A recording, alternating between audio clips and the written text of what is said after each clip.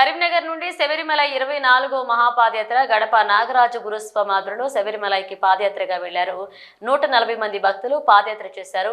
కరీంనగర్, వరంగల్, మెదక్, ఆదిలాబాద్, మహబూబ్ నగర్ ఉమ్మడి జిల్లాలకు చెందిన భక్తులు గత అక్టోబర్ 17న ప్రారంభమై ఈ పాదయాత్ర 42 రోజుల పాటు 1440 కిలోమీటర్లు కొనసాగించారు. పాదయాత్రలో గురుస్వామి గడప నాగరాజు ఆధ్వర్యంలో చేపట్టిన కరీంనగర్ టు శబరిమల 24వ మహాపాదయాత్ర విజయవంతమైందన్నారు. ఈ సందర్భంగా వీరికి కరీంనగర్ గోదాంగడ్డ వద్ద అయ్యప్ప దీక్షాదారులు భక్తులు టపాసులు కాల్చి ఘనంగా స్వాగతం పలికారు. అక్కడి నుండి పాదయాత్రగా స్వాములతో హరిహర క్షేత్రం వరకు ర్యాలీగా తరలివచ్చి గడప నాగరాజు గురుస్వామి స్వామివారిని దర్శించుకుని ప్రత్యేక పూజలు చేశారు. ఈ పాదయాత్రలో కరీంనగర్, ఆదిలాబాద్, మెదక్, వరంగల్, మహబూబ్ నగర్ ఉమ్మడి జిల్లాలకు చెందిన 140 మంది భక్తులు పాల్గొన్నారు. దేవుని దయ వల్ల ఎలాంటి కష్టాలు లేకుండా మహాపాదయాత్ర విజయవంతమైందన్నారు.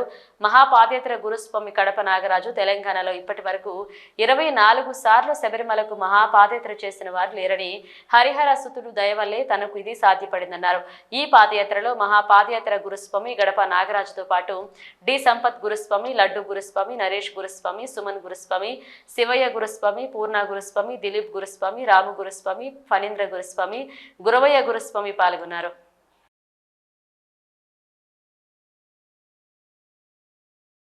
గత నెల అక్టోబర్ 17 తారీఖు నాడు కరీంనగర్ టు శబరిమల మహాపాదయాత్ర బయలుదేరి నవంబర్ 29 నాడు స్వామివారిని దర్శనం చేసుకొని సుమారుగా 140 మంది అయ్యప్ప భక్తులతో స్వామివారి దర్శనం చేసుకొని అందరూ స్వామివారి కన్నులారగా దర్శనం చేసుకొని మహాపాదయాత్ర విజయవంతంగా పూర్తి చేసుకొని ఈరోజు కరీంనగర్ పట్టణము చేరుకున్నాము.